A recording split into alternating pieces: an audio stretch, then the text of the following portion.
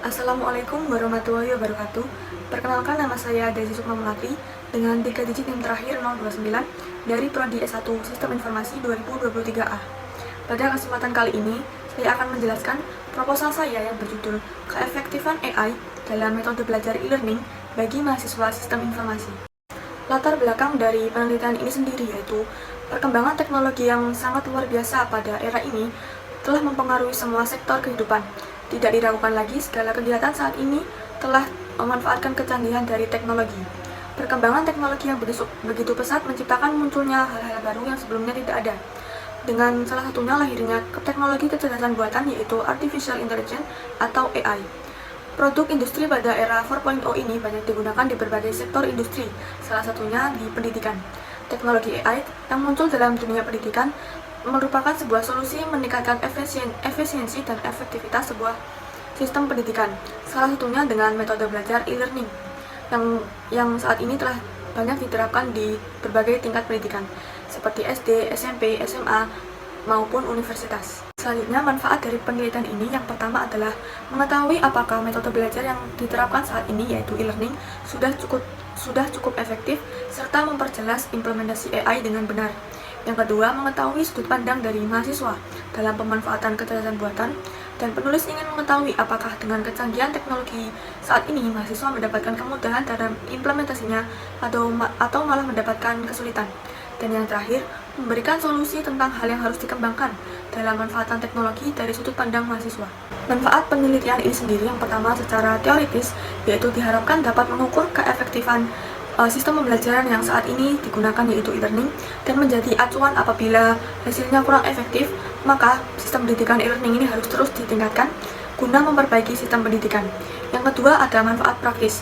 Dari sudut pandang penulis sendiri, diharapkan dapat menambah wawasan dan pengalaman tentang cara pemanfaatan teknologi kecerdasan buatan dengan cara yang benar melalui bidang pendidikan lewat hasil kuesioner yang dibagikan oleh penulis.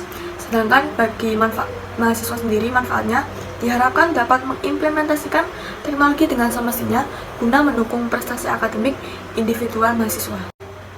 Pada batasan ilmiah, yang pertama adalah keefektifan. Menurut KBBI, keefektifan adalah keadaan berpengaruh, hal berkesan, kemujaraban, keberhasilan, kemakusan, dan hal yang berlaku. Sedangkan e-learning menurut Hartley merupakan suatu proses pembelajaran yang memungkinkan tersampainya bahan ajaran melalui media internet atau media jaringan komputer lainnya.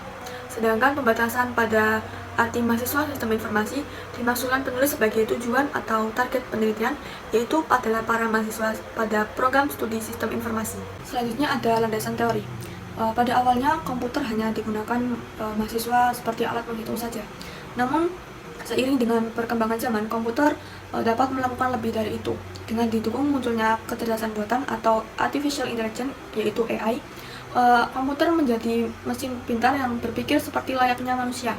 Dalam dunia pendidikan sendiri, AI dapat diimplementasikan untuk mengoptimalkan terjadinya efisiensi dan efektivitas dalam perkembangan sistem pendidikan. Bagi mahasiswa, AI telah mempermudah mereka dalam mengerjakan tugas. Salah satunya dibantu dengan penerapan e-learning yang memudahkan mahasiswa mendapatkan bahan ajaran dari pengajar tanpa melewati virtual dan tidak perlu datang bertatap muka bertemu dengan para pengajar. Sehingga hal itu menjadikan mahasiswa secara tidak langsung harus mandiri, memiliki kemandirian serta potensi dalam kapasitas belajar tersebut berkembang dengan sendirinya pada tiap diri individu. E-learning yang dikemas dengan kecanggihan AI memiliki tampilan yang menarik dan membuat pelajar lebih berminat menggunakan karena didukung dengan penerapan UI UX dari AI. Dengan kemudahan yang didapatkan, mahasiswa seringkali berpikir bahwa semua dapat dilakukan dengan instan dan menjadikan mahasiswa sering menunda pekerjaan yang seharusnya dikerjakan secepatnya. Hal ini merupakan salah satu dampak negatif dari penerapan AI. Maka dari itu, pengimplementasian kecerdasan buatan atau AI dalam metode belajar e-learning belum cukup efektif diterapkan kepada mahasiswa. Mahasiswa harus melek terhadap teknologi agar dapat mengimplementasikan AI dengan baik dan tetap berpikir kritis dalam hal apapun. Selanjutnya ada jenis penelitian. Penelitian ini menggunakan penelitian kuantitatif, yaitu metode yang mengandalkan pengukuran bersifat objektif dan analisis matematis pada sampel data yang diperoleh melalui kuesioner, pendapat, serta tes yang diberikan kepada peneliti oleh partisipan. Jadi dengan penelitian kuantitatif, peneliti akan mengetahui ukuran seberapa efektivitas penggunaan AI dalam metode belajar e-learning bagi para mahasiswa, serta kekurangan dan kelebihan apa yang mereka dapatkan selama implementasi AI dalam pembelajaran berbasis teknologi ini. Dengan menggunakan penelitian kuantitatif, peneliti akan menganalisa hasil kuesioner dengan bentuk deskriptif dan angka. Selanjutnya ada pendekatan penelitian. Pada penelitian ini, penulis menggunakan pendekatan metode survei.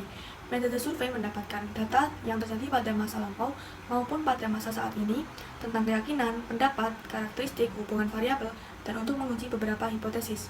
Teknik pengumpulan data dilakukan dengan pengamatan, yaitu wawancara ataupun kuesioner, dan hasil dari penelitian itu sendiri untuk digeneralisasikan. Peneliti menggunakan teknik pengamatan kuesioner online form. Dengan kemudahan dalam pembuatannya dan jawaban yang telah dikumpulkan telah tersusun dengan sistematis guna analisis yang mudah tanpa rekapitulasi lagi. Selanjutnya ada sumber data peneliti. Sumber data sendiri dibagi menjadi dua, yaitu data premier dan data sekunder. Data premier merupakan data yang diperoleh secara langsung yang berasal dari objek penelitian. Dalam penelitian ini, data diperoleh dari partisipan, yaitu mahasiswa sistem informasi saat wawancara singkat saat penyebaran pertanyaan. Sedangkan data sekunder merupakan data yang diperoleh secara tidak langsung melalui media perantara.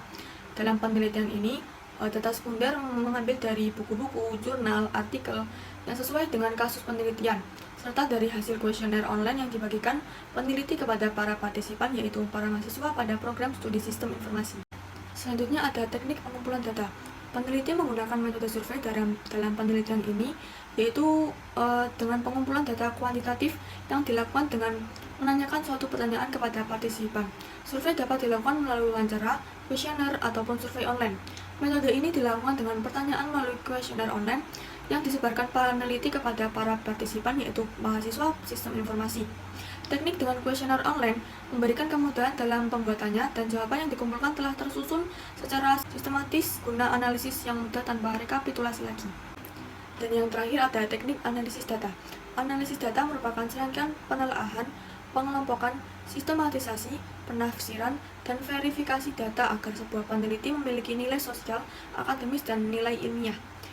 Dalam hal ini, teknik yang digunakan yang pertama adalah model deskriptif, yaitu teknik yang menggambarkan atau mendeskripsikan data dengan apa adanya untuk tujuan mendapatkan gambaran keadaan dari hasil data yang diteliti. Dan yang kedua, dilakukan uji validitas dan reliabilitas.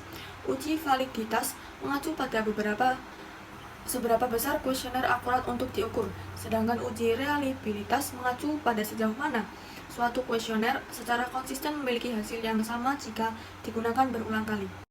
Sekian dari saya, terima kasih. Wassalamualaikum warahmatullahi wabarakatuh.